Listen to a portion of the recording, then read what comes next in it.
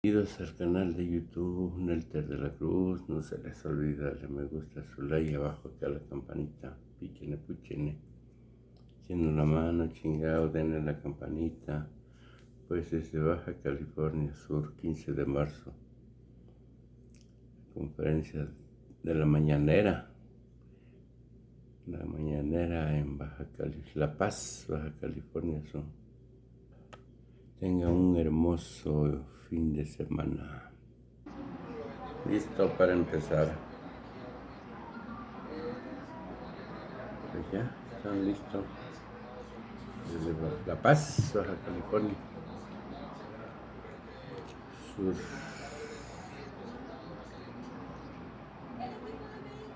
Dice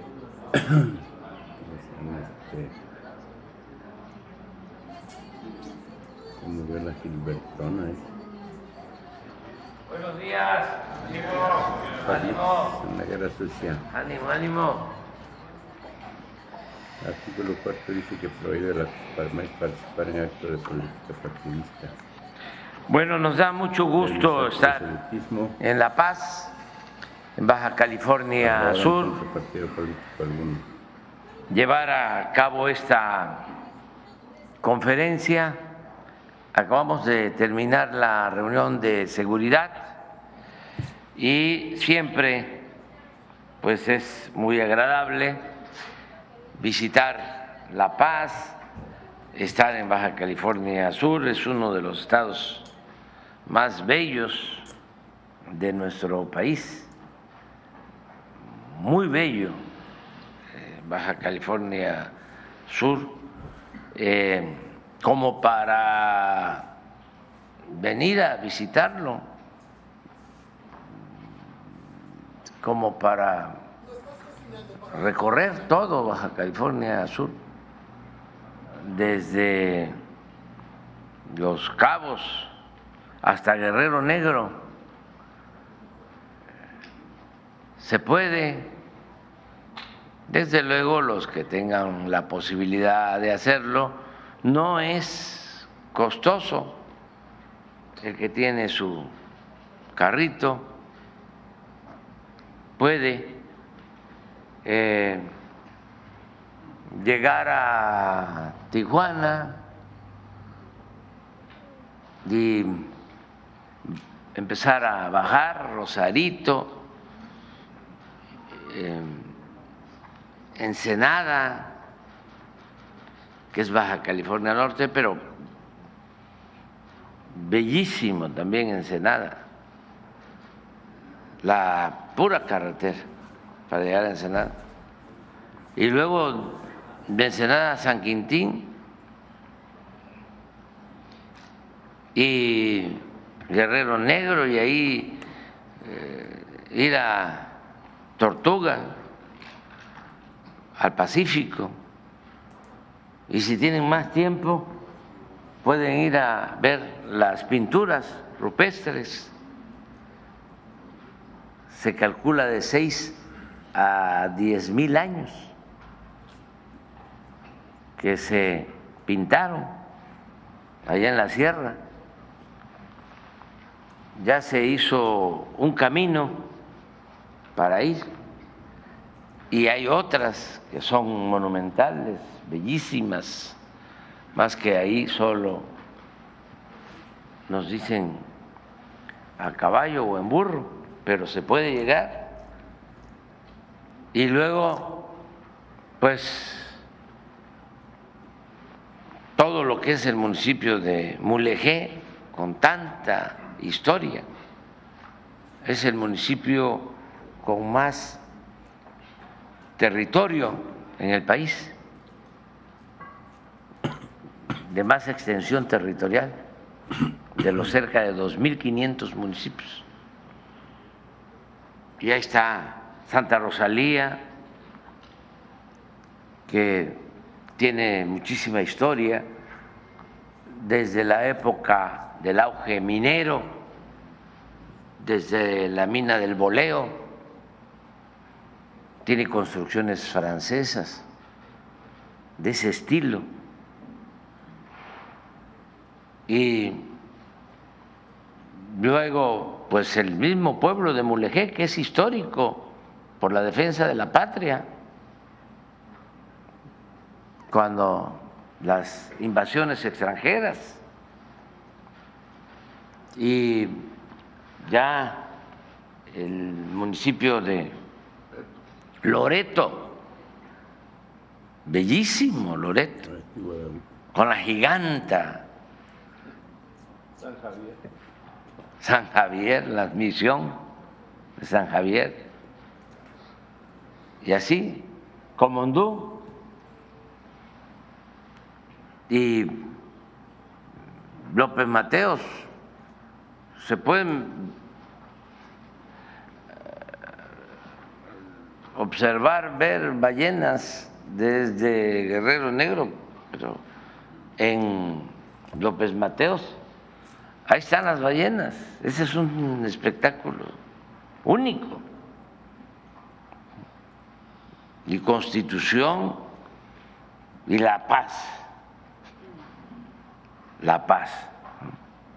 que está en paz, pero eso el gobernador lo va a informar y el almirante Ojeda. Pero nos da muchísimo gusto estar, la verdad, aquí con ustedes.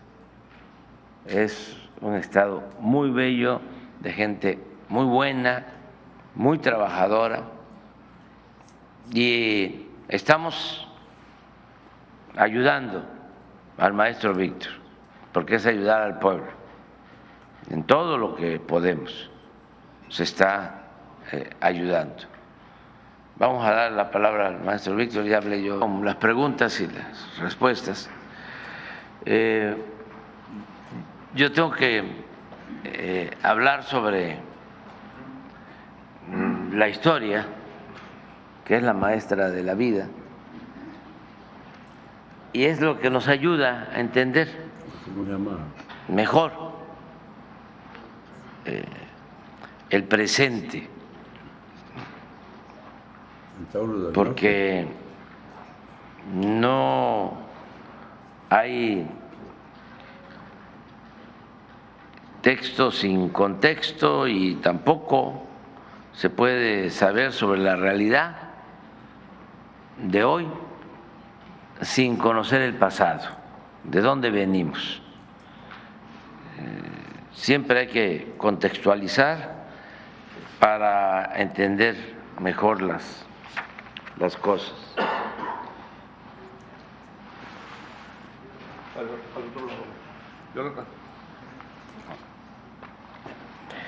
Ayer hablábamos de la importancia del movimiento que encabezó el presidente Francisco I. Madero, que ofreció su vida, por eso se le conoce como el apóstol de la democracia. No ha habido en la historia de nuestro país un presidente con más vocación democrática que el presidente Madero. Desde luego, el mejor presidente de México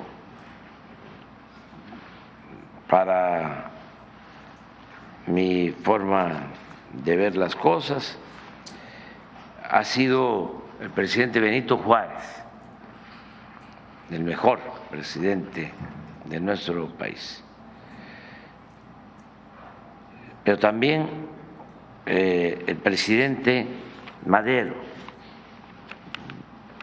excepcional, extraordinario, un hombre bueno que se adelantó a los tiempos, quería la libertad y la democracia para México.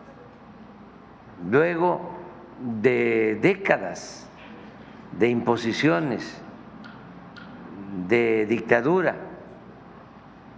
solo Porfirio Díaz, al que enfrentó, había permanecido en el poder 34 años. Y antes de Porfirio Díaz, Antonio López de Santana había sido 11 veces presidente de México. casi todo el siglo XIX fue país de dos hombres, Santa Anna y Porfirio Díaz. Y luego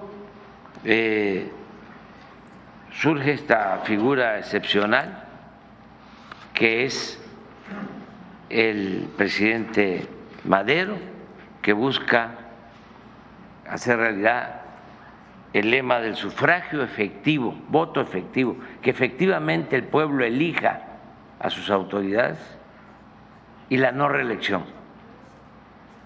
Esa es la bandera de Madero. ¿Por qué no puede convertir en realidad su ideal democrático? Primero, porque era muy difícil desmontar ese régimen autoritario de tanto tiempo, toda esa estructura de dominación, esa manera de pensar también. Aún con la revolución siguieron existiendo los intereses creados, los grupos que se oponían a que se liberara a los peones acasillados, a que se tratara mejor a los obreros, a los mineros, con salarios justos. Habían jornadas en el Porfiriato de 16 horas diarias, sueldos realmente muy lamentables, no alcanzaba para nada. El obrero tenía que vivir endeudado, las tiendas de raya, no había libertad, no había democracia. Entonces, cambiar eso no era un asunto fácil. Solo podía haberlo logrado, y desde entonces hubiésemos tenido democracia en nuestro país, si se hubiese aliado con Zapata, que luchaba en el sur para que se respetara el derecho de los campesinos a la tierra. Pero al principio se entendieron, pero luego hubo quienes se dedicaron a dividirlos al grado de que hubo un rompimiento lamentable, porque Madero hubiese convertido su ideal democrático en realidad si se hubiese apoyado en los campesinos. Y así como enarboló la bandera de la libertad y de la democracia, hubiese enarbolado también, junto con los zapatistas, la bandera de la entrega de la tierra a sus verdaderos dueños, a los campesinos. Pero no hubo ese acuerdo y se quedó sin base social y se quedó como en el aire, indefenso, y los integrantes del antiguo régimen, un embajador cuyo nombre es preferible olvidar, del peor embajador que ha habido de Estados Unidos en México, y los oligarcas porfiristas de entonces, la prensa completamente vendida, alquilada a los potentados. Todo eso y la falta de apoyo, pues llevó a que los militares dieran un golpe de Estado y asesinaran a este hombre bueno, al presidente y al vicepresidente de México. Tardó 13, 14 meses de presidente, muy poco, pero nos dejó una gran enseñanza. Y hablé de Madero ayer y ahora estoy de nuevo hablando de Madero porque me corresponde tratar el tema de la vida de Emiliano Zapata y hay una relación estrecha. Acabo de decir que si se hubiese dado esa alianza, otra situación hubiese sucedido, otra fuese la historia. Empiezo diciendo que, a diferencia de Madero, la vida de Emiliano Zapata está más vinculada a la tierra y a las enseñanzas que se obtienen en los antiguos pueblos de México, porque Madero, y eso también es una cuestión excepcional, decidió enfrentar a la dictadura porfirista aún siendo de clase acomodada, hacendado. Es un ser excepcional porque toma conciencia, se prepara y era tan humano que se da cuenta de que se cometían muchas injusticias. Él se da cuenta, por ejemplo, y denuncia el exterminio a los pueblos yaquis y el exterminio a las comunidades indígenas, a pesar de su origen, de la alcurnia, de venir de familia acomodada, él asume la defensa de causas justas. Zapata está más vinculado a la tierra, a las enseñanzas que se obtienen en los antiguos pueblos de México. La historia del movimiento zapatista, aunque ha sido motivo de varios trabajos de investigación y de exhaustivas tesis, como la del historiador John Womack, se llama, el libro lo recomiendo a los jóvenes, Zapata y la Revolución Mexicana. Es una investigación de muchos años, de todos los archivos de los pueblos. Esta investigación de Womack y de otros.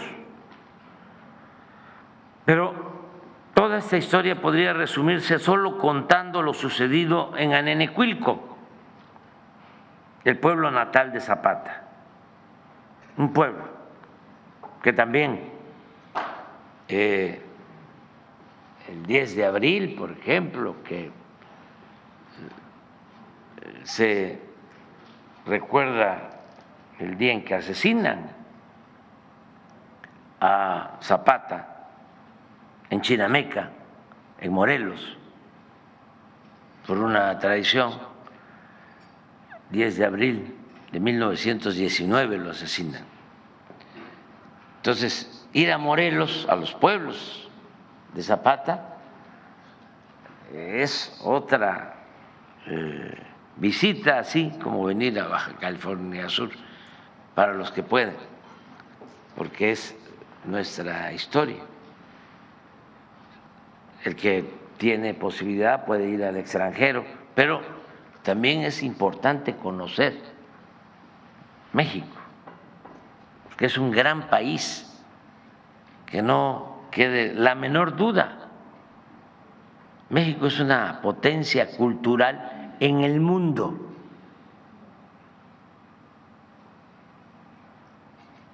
Casi es válido el dicho de que como México no hay dos.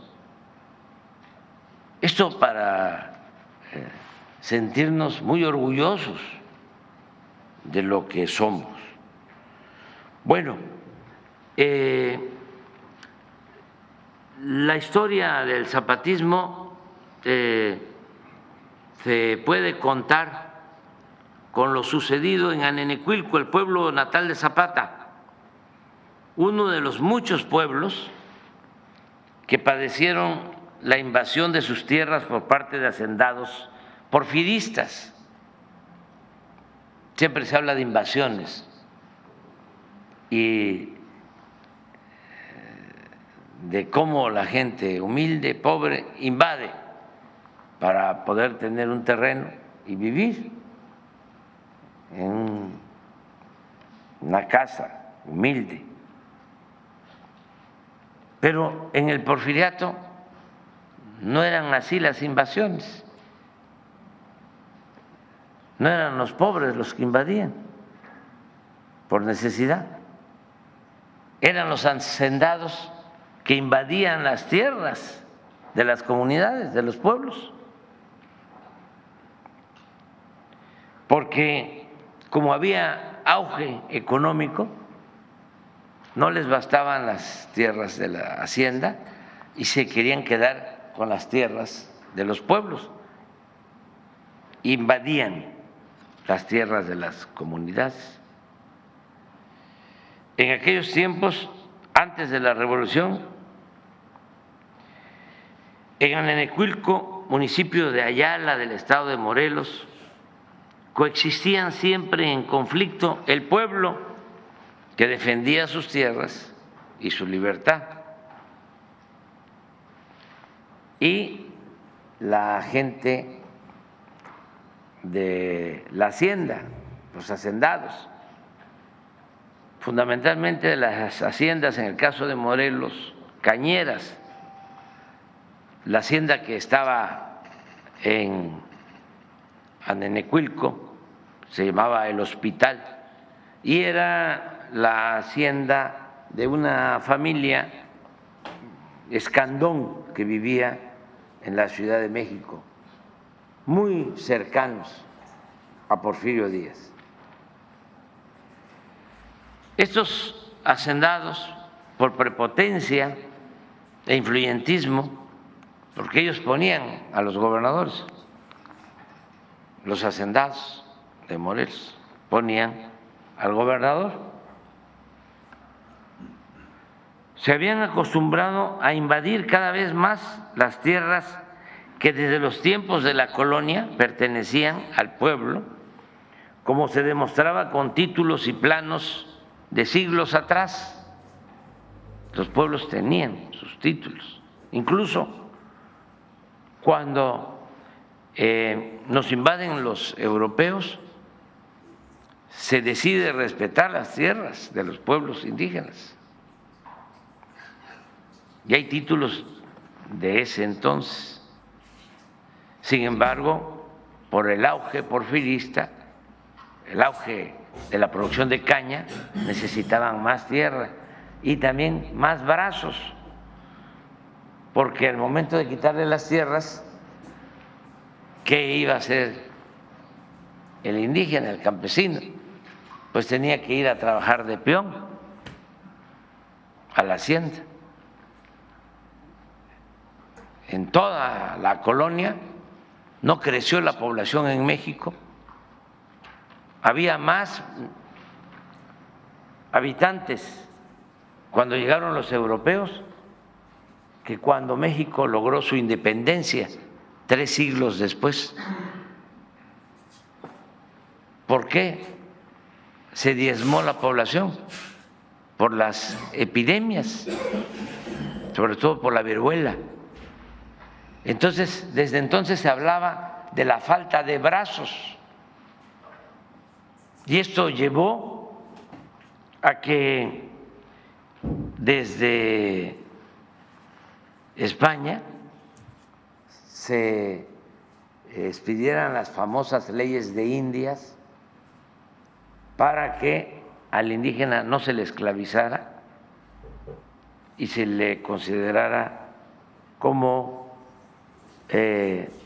vasallo libre porque si se le esclavizaba y se le explotaba más, se iba a despoblar completamente lo que hoy es México. Entonces, sin embargo, esto en la práctica pues no se respetaba y siempre se ambicionaban las tierras y los brazos, es decir, la fuerza de trabajo. Entonces, por eso el pleito entre Anenecuilco, el pueblo, y la hacienda del hospital, hasta que llegó el día en que las autoridades de Anenecuilco, cansados de tantos trámites, convocaron una asamblea general para decidir qué hacer. Llamaron a todos los del pueblo. Pues iban a Cuernavaca y como el gobernador era un empleado de los hacendados, los escritos que llevaban pidiendo justicia, el gobernador se los remitía a los hacendados. En una ocasión, el dueño de la hacienda del hospital le contestó al gobernador de manera grosera, ofensiva, expresando, abro comillas, dígales a los de Anenecuilco que si quieren sembrar, que siembren en maceta.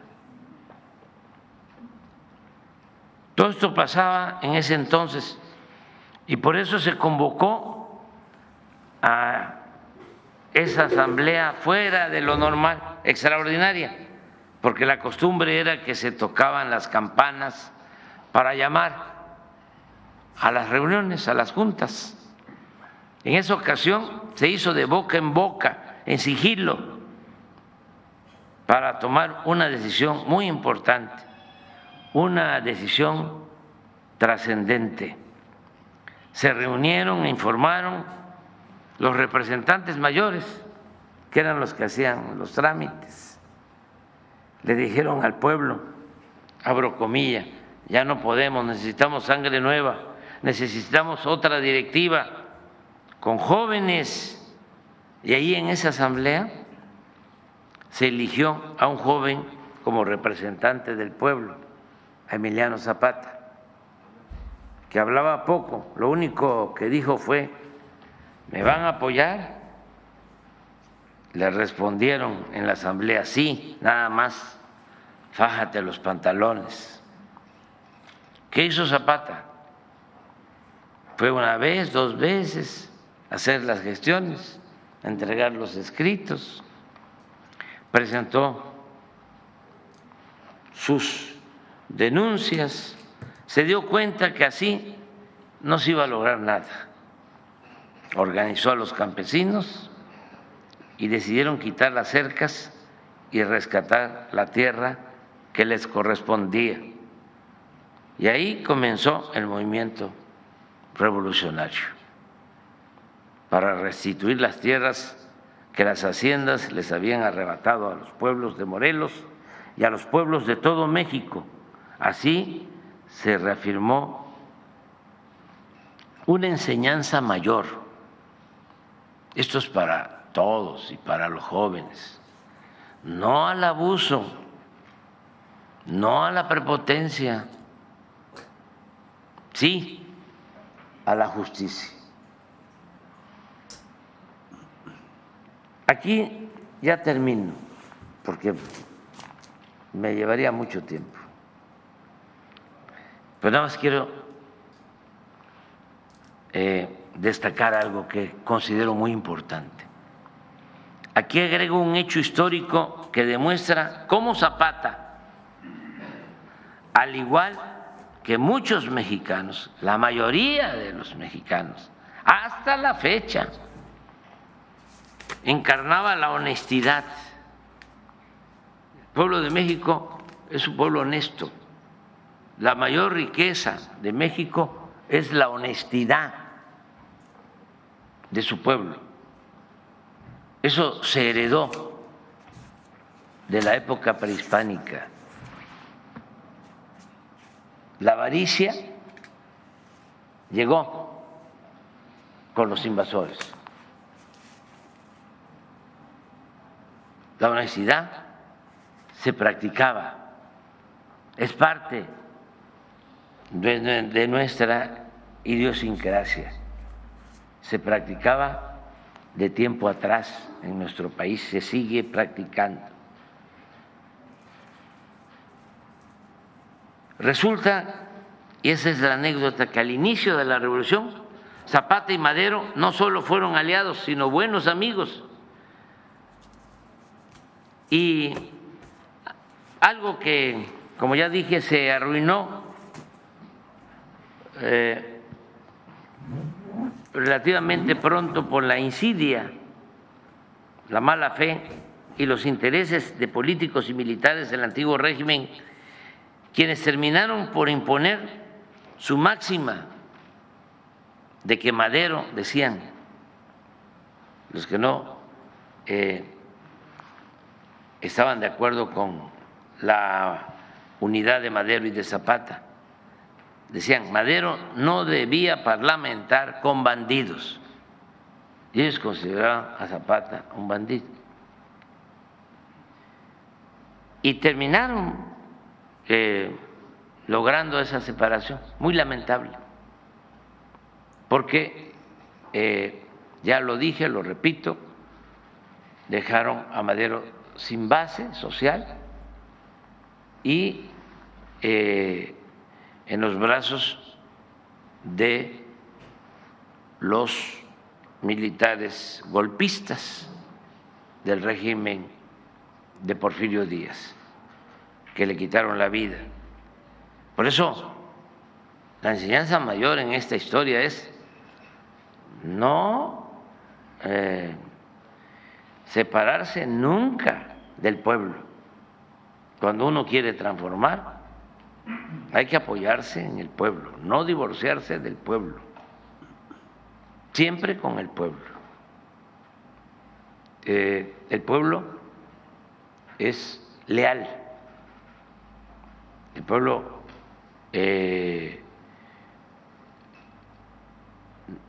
no es como piensan algunos, malagradecido, no. Se puede uno confiar, apoyar en el pueblo, confiar en el pueblo. A mí me han sacado a flote siempre los de abajo, siempre ha sido el pueblo. Los de arriba me han querido destruir políticamente y quien me ha sacado siempre a flote ha sido el pueblo, en toda mi historia pública, política. Pero la anécdota trata de cómo el 8 de junio de 1911, al día siguiente de su entrada triunfal a la Ciudad de México, Madero invitó a su casa a Zapata. Lo escuchó y de manera espontánea, no sin ofenderlo, sino pensando que de esa manera le agradecía, le ofrece gestionar que se le dé un rancho a Madero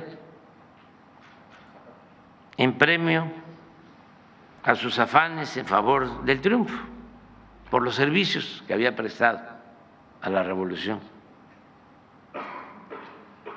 Pero Zapata le explica con sencillez, tampoco con prepotencia, sino entendiendo de que era un planteamiento de buena fe. Le dice Zapata con sencillez que él no entró a la revolución para hacerse hacendado. Esa es la honestidad de los dirigentes. Ese es el ejemplo que se debe de seguir. Es preferible heredar a los hijos pobreza, pero no deshonra. Y ya sabemos que la felicidad no es acumular bienes materiales, riquezas, fama, títulos. La felicidad es estar bien con uno mismo, estar bien con nuestra conciencia y estar bien con el prójimo. Eso es lo que quería comentarles, porque si no se van retrasando las clases y tengo que terminar ya pronto. mañana vamos a hablar de Villa. Mañana corresponde a Villa. Perdón, el lunes. Ah, y me falta una cosa. Tenemos tiempo. Tenemos tiempo. Miren, hay una polémica porque una empresa de Ricardo Salinas Pliego tuvo un descuento Pues, por una resolución de los ministros de la Suprema Corte y no se ha entendido bien qué fue lo que se decidió, porque además es un tema bastante complejo, todo lo que tiene que ver con los impuestos. Si hablamos aquí de crédito fiscal, pues la mayoría no vamos a saber, y hasta me incluyo.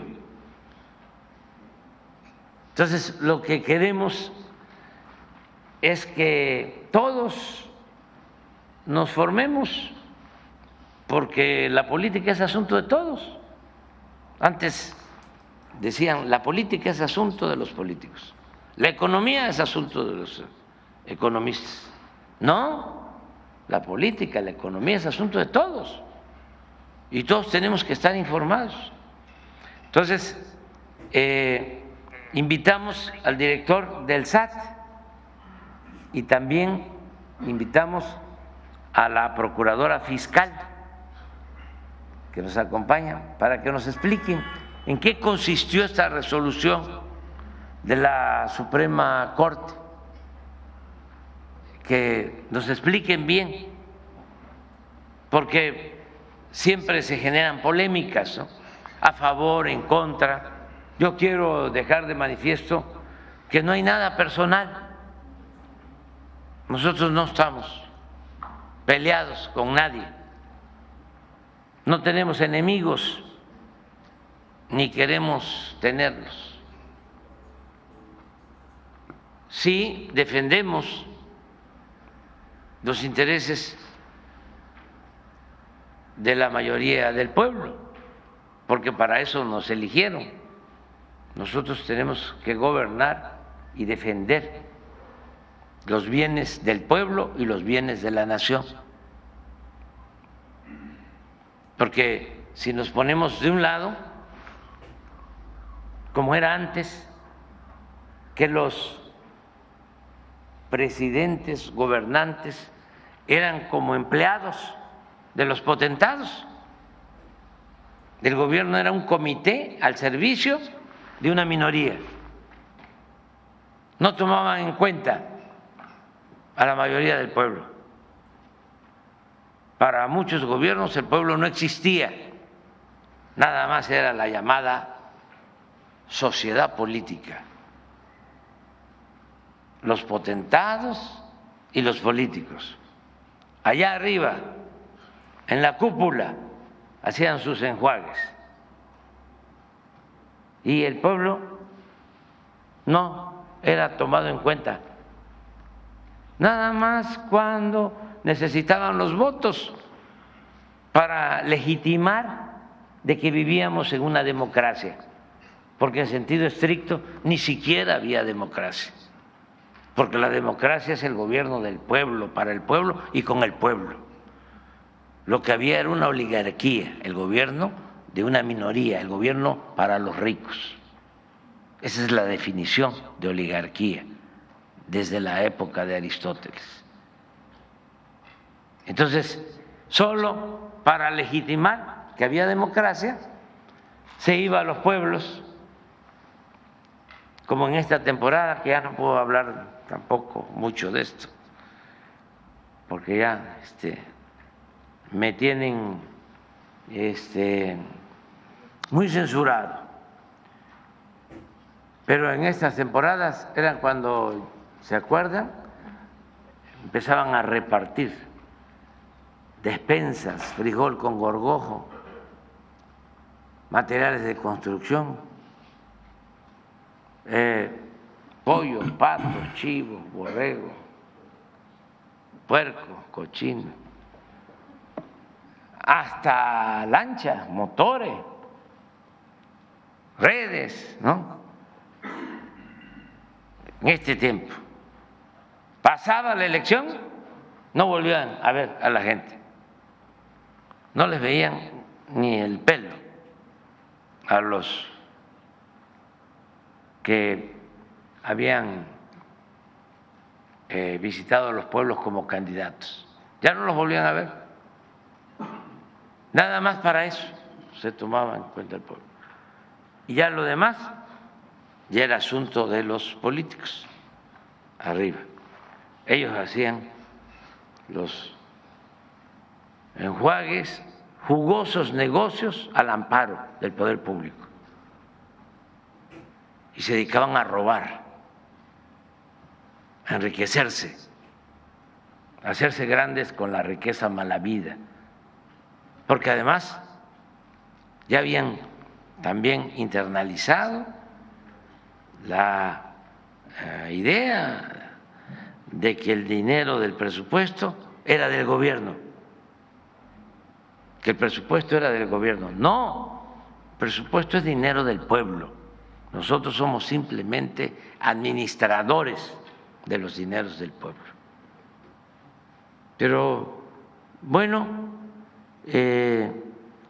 se hablaba mucho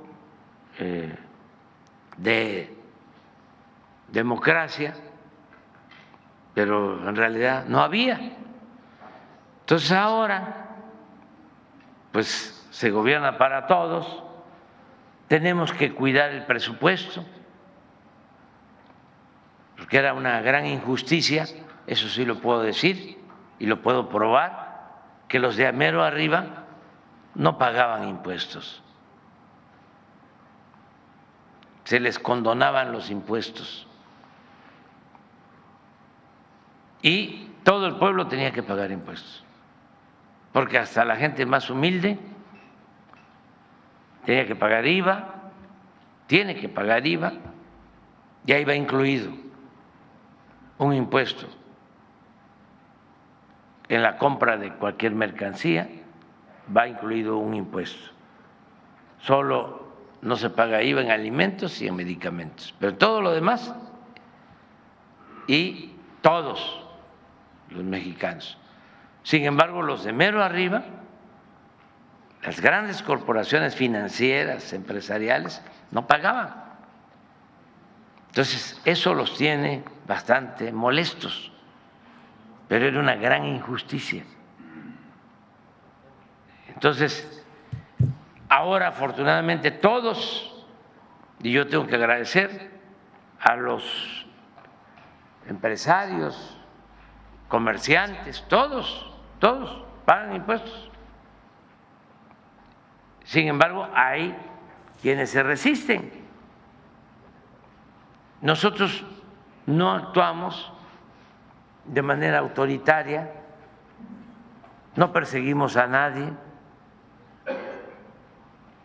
pero sí buscamos que no haya privilegios fiscales, porque es muy injusto. ¿Cómo los trabajadores de México pagan más impuestos sobre la renta que los empresarios?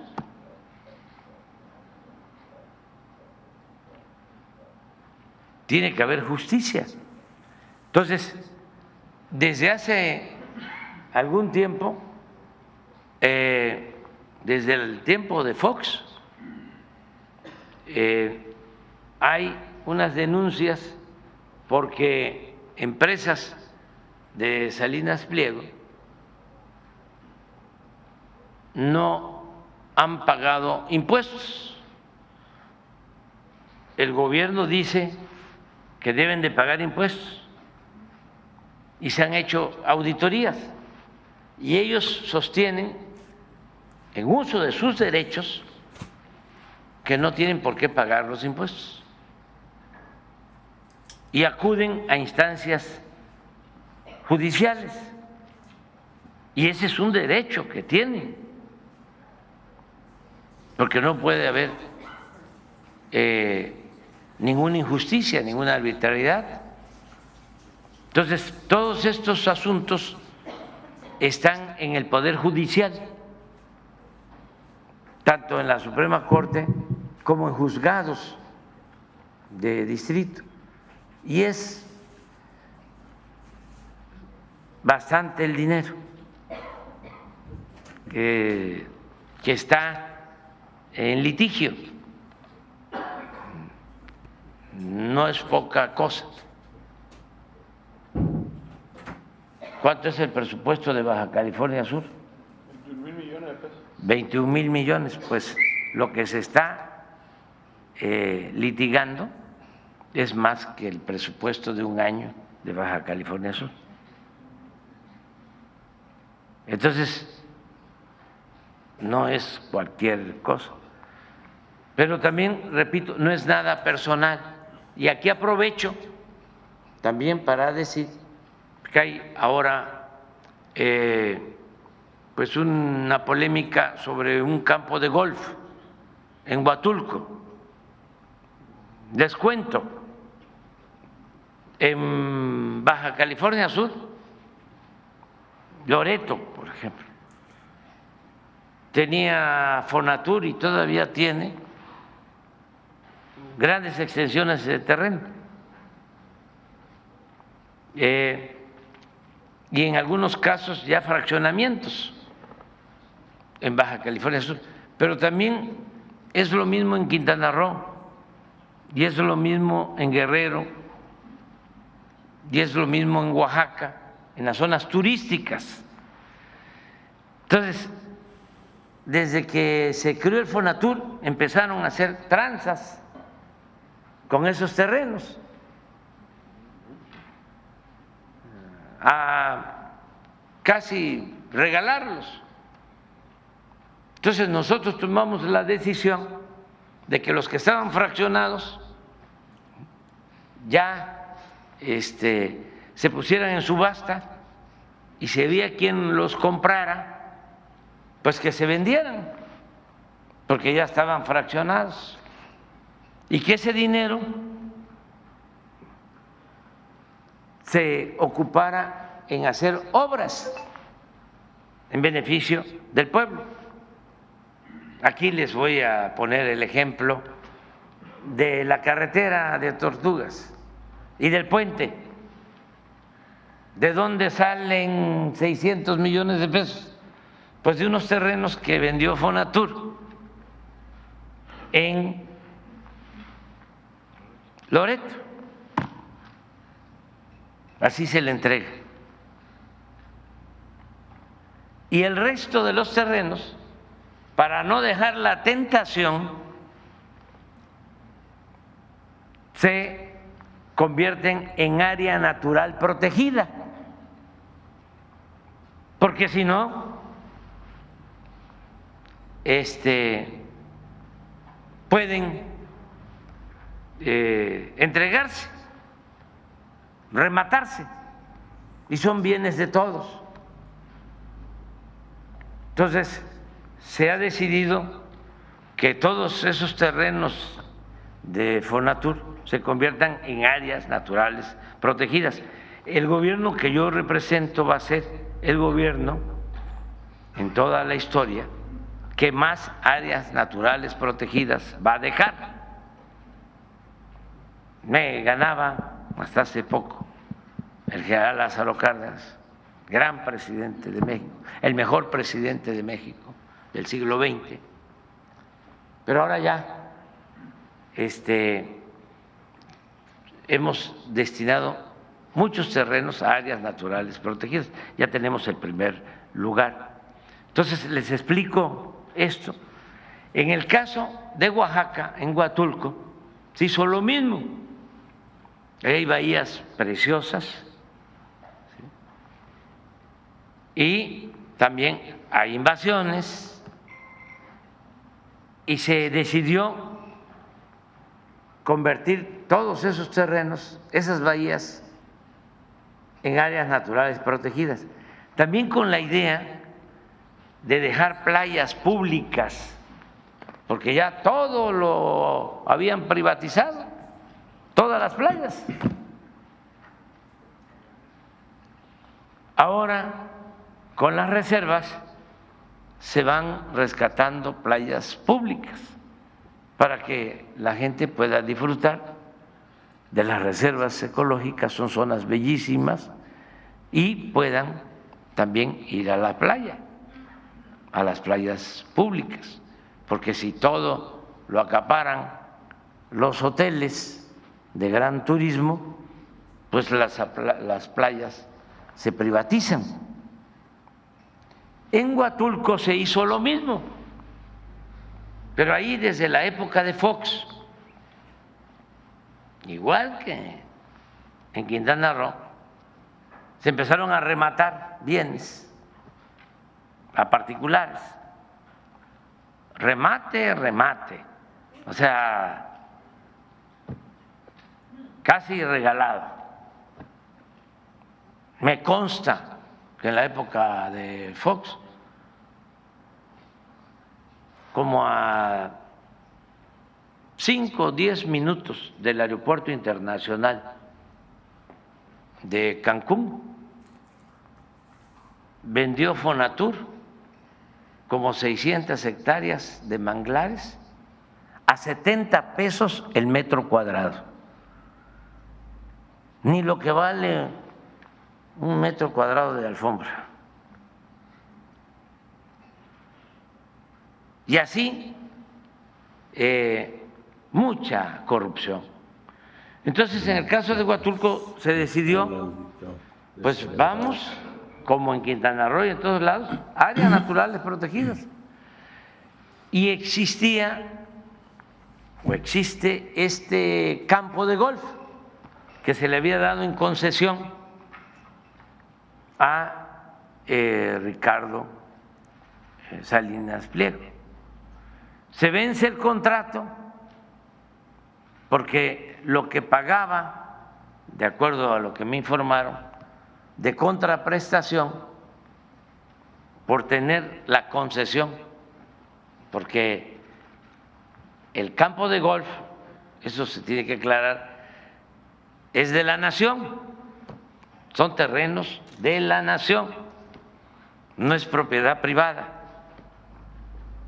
No es que era el campo de Ricardo, no, campo de golf, era una concesión. Se vence la concesión y entonces pues nosotros planteamos, igual que aquí, vamos a vender el campo de golf porque no se beneficia en nada la hacienda pública. Resulta que había que pagarles el agua, el mantenimiento, y salía más caro el caldo que las albóndigas. Entonces nosotros tenemos que cuidar lo público. Y dijimos, vamos a vender el campo de golf. No es así nada más a cualquier precio, hay un procedimiento, se tiene que hacer un avalúo, la Secretaría de Hacienda hace un avalúo y se hizo el avalúo y creo que llegaba a 600 millones, 420 millones. Entonces, si ya lo tenían en concesión y se les vencía el contrato, pues se les planteó, cómprenlo, porque nosotros vamos a usar esos 420 millones de pesos para entregar uniformes escolares a todos los niños de Oaxaca. Ese era el propósito. Entonces dijeron, no lo compramos. Y lo que hicieron fue que recurrieron a un mecanismo legal sacaron por ahí un documento en donde supuestamente ya en el gobierno nuestro un funcionario que lo tenemos denunciado les firmó una ampliación del contrato. Entonces, ¿qué hicimos?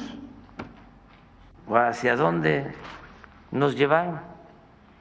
Pues a que se decretó que el campo de golf iba a ser una área natural protegida, porque tiene playa y además porque une dos áreas naturales protegidas. Entonces, unimos todo y dejamos la playa para que lo disfrute la gente. Además, ahí en Huatulco estamos regularizando la tenencia de la tierra de como 3,000 familias que vivían en terrenos no regularizados, también de Fonatur, y ya les estamos entregando sus lotes y sus escrituras. Y queremos poner orden en todo esto. Entonces, a pesar de que se emitió el decreto convirtiendo en área natural protegida este terreno, pues se llevó a unas personas ayer, antier, ayer, violando el decreto. Entonces se tuvo que hacer uso de la Guardia Nacional para proteger lo que ya es un bien público, que siempre fue, pero que se está recuperando. Entonces se hizo pues todo un escándalo de que se está actuando de manera arbitraria. No, nosotros no queremos la confrontación. Lo único que queremos es que se terminen en México los privilegios, porque México es de todos los mexicanos. Y si cuidamos los bienes de México, pues se benefician todos los mexicanos y sacamos a millones de mexicanos, como lo estamos haciendo, de la pobreza.